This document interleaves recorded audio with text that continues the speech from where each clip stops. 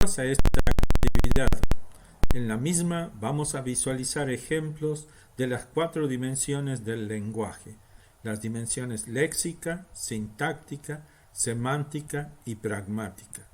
En este primer video vamos a observar la dimensión léxica de los lenguajes formales, tomando como referencia la gramática del lenguaje de programación C. En la dimensión léxica de C encontramos por un lado palabras reservadas, operadores, separadores y delimitadores. En relación a las palabras reservadas para la especificación de tipo de datos, nos encontramos, por ejemplo, con las palabras short, int, long, para la especificación de datos de tipo entero, mientras que float o double se usan para la especificación de datos en tipo punto flotante. A su vez, también la palabra reservada char nos permite representar variables de tipo alfanumérica, de tipo carácter. También se emplea para especificar variables de tipo arreglo de caracteres. En relación a las estructuras de control, el lenguaje C tiene palabras reservadas como if, else para las estructuras de selección, for, while para estructuras de iteración. En nuestro caso, una palabra reservada como estructura de control, tenemos el caso del return. También dentro del nivel léxico encontramos los operadores aritméticos de suma, resta, multiplicación, división, y en este caso tenemos el operador de multiplicación. También nos encontramos con los operadores de relación, en nuestro caso el símbolo mayor, el símbolo menor, y también los símbolos de operaciones lógicas, como en este caso es la operación O. Asimismo, dentro de la dimensión léxica también nos encontramos con separadores y delimitadores. En este caso, el delimitador del literal alfanumérico de tipo carácter son los apóstrofes, mientras que para la especificación de un literal alfanumérico de tipo cadena de caracteres empleamos las comillas dobles. Otra dimensión del nivel léxico del lenguaje son los nombres de funciones y los nombres de variables. Para que un nombre de función o un nombre de variable sea válido, debe comenzar con una letra o guión bajo seguido de letras, números o guión bajo.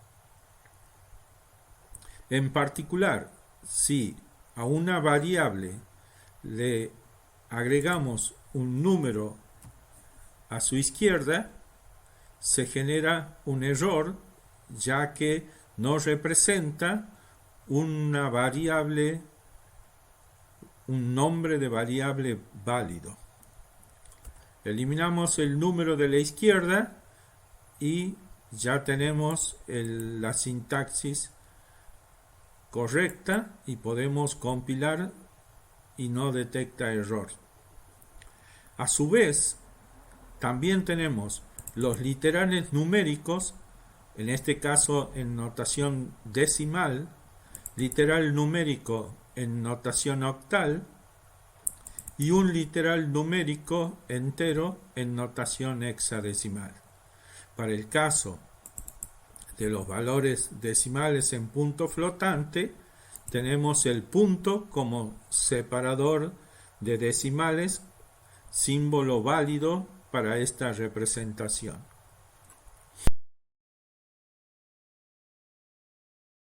En la dimensión sintáctica de C encontramos las distintas estructuras del lenguaje, como ser sentencias de definición de funciones, sentencias de declaración y asignación de variables, bloques de código que comienzan y terminan con llave, como así también expresiones aritméticas, expresiones lógicas y las distintas estructuras de control, como ser estructuras de selección y estructuras de repetición.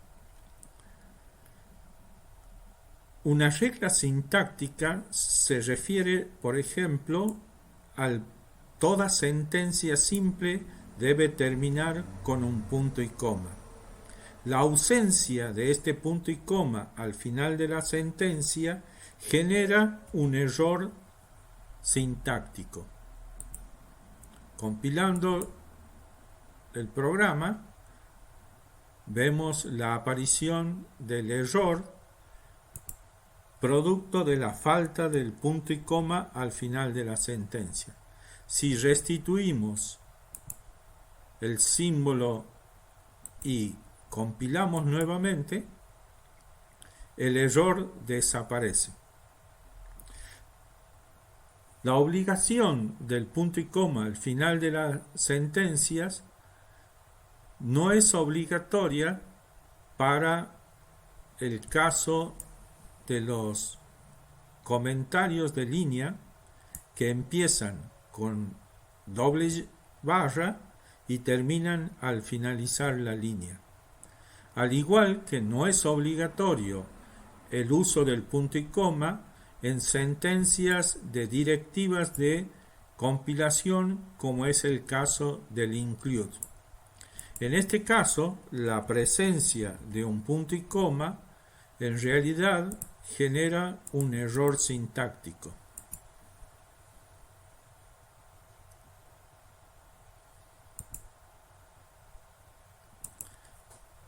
Quitando el punto y coma, restituimos la corrección sintáctica del programa y podemos compilar nuevamente y visualizamos que no presenta ningún error. Otro error de naturaleza sintáctica se produce si omitimos alguno de los caracteres de estructuras de símbolos apareados, como en este caso, si omitimos el corchete, automáticamente el entorno de desarrollo me está indicando que existe un error. Restauramos el símbolo y el error desaparece. También se producen errores de tipo sintáctico si omito alguno de las paréntesis en la estructura aritmética, en este caso el paréntesis que cierra. Si lo eliminamos, se genera un error de tipo sintáctico. Restaurando el carácter, también otro error de tipo sintáctico sería la ausencia del operador entre dos operandos. Si eliminamos la división, generamos un error de naturaleza sintáctica, de manera tal que si compilamos nuestro programa, el compilador nos detecta y nos informa que hay un error en esta sentencia y es precisamente la falta del operador entre estos dos términos. Recuperándolo al operador, compilamos nuevamente y el error desaparece. Tenemos a continuación dos estructuras de control, una estructura de control de selección y una estructura de control de repetición. Ambas usan la estructura de llaves apareadas para definir las estructuras de código para cada cuerpo de la sentencia. Si alguna de estas llaves no está presente, se produce un desbalanceo y genera un error sintáctico. Recuperando el símbolo que está faltando, la llave que cierra, restituimos la corrección de nuestro programa y a continuación podemos verificar que su sintaxis es correcta. De manera tal que de esta forma estamos analizando distintos aspectos de los errores sintácticos que se pueden cometer en un programa.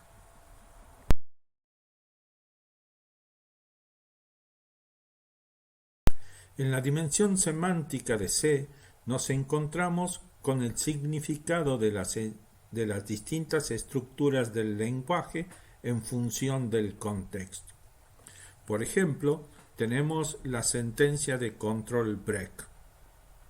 La sentencia de control break tiene significado dentro de una estructura de lazo de control o bien dentro de una estructura switch case. En nuestro caso, tenemos definida la sentencia fuera de la estructura de control while. Si la introducimos dentro de la estructura, vemos que el error indicado se ha corregido. Otro tipo de error semántico está asociado con el uso de variables que no están definidas en este contexto. En este caso, intentamos asociar una cierta expresión a una variable denominada valor. El inconveniente surge del hecho de que en este contexto la variable no está definida. Podemos resolver el problema eliminando el comentario de línea.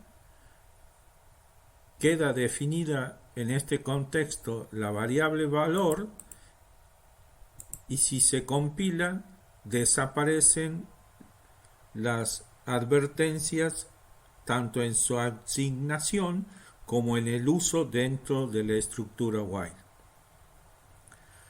Otro tipo de error semántico se produce cuando a una cierta variable queremos asignarle algún valor incompatible. En este caso, tenemos que la variable superficie es de tipo entero long, a la cual intentamos asignarle un literal alfanumérico.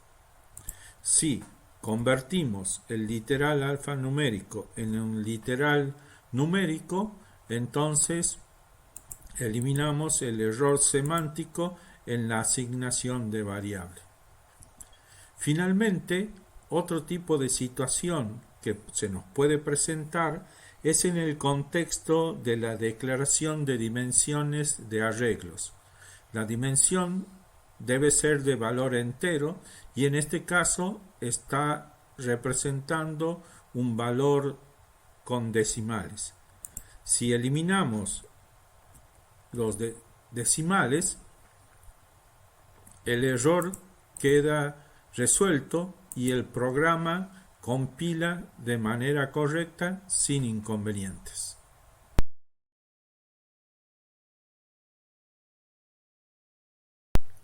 En la dimensión pragmática de C nos encontramos con los problemas asociados a la ejecución del programa. Por ejemplo, la división por cero. Tenemos en este caso la asignación de una expresión cociente a la variable de tipo flotante C, en donde su denominador tiene el valor 0. En el proceso de compilación no detecta ningún inconveniente. Sin embargo, en la ejecución de este programa se produce una excepción de punto flotante que normalmente se conoce como divide overflow. Otro inconveniente detectado también en tiempo de ejecución puede ser la ejecución de un lazo infinito, en el cual el programa no termina. En este caso, tenemos un lazo infinito, compila, y si lo ejecutamos, esperamos y no finaliza por haber entrado en la secuencia de lazo infinito. Cortamos la ejecución del programa y vemos otro caso de problema pragmático que se produce cuando tenemos un área de memoria y hay alguna sentencia que va a intentar escribir más allá de los límites asignados a la variable, como es en el caso de la función scanf para almacenar el valor que ingresa el operario en la variable nombre. Compilamos y ejecutamos el programa, y si le ingresamos una cantidad de símbolos dentro del tamaño del buffer asociado a la variable, todo se ejecuta de manera normal. Ahora bien, si a continuación ingresamos una cantidad de caracteres que excede el tamaño de la variable, vamos a observar que se produce una interrupción del programa debido a la falla cuando intenta escribir datos en una mayor cantidad de datos que el espacio asignado a la variable. Este problema se puede solucionar informándole a la función scanf la cantidad de caracteres que va a permitir en su ingreso. Compilando y ejecutando esta modificación, vamos a visualizar que a pesar de que el usuario ingrese una cantidad mayor de símbolos que la reservada para la variable, la ejecución termina de manera normal. Muy bien, de esta manera hemos terminado de ver las secuencias de videos asociadas a las dimensiones de los lenguajes formales, la dimensión léxica, sintáctica, semántica y pragmática.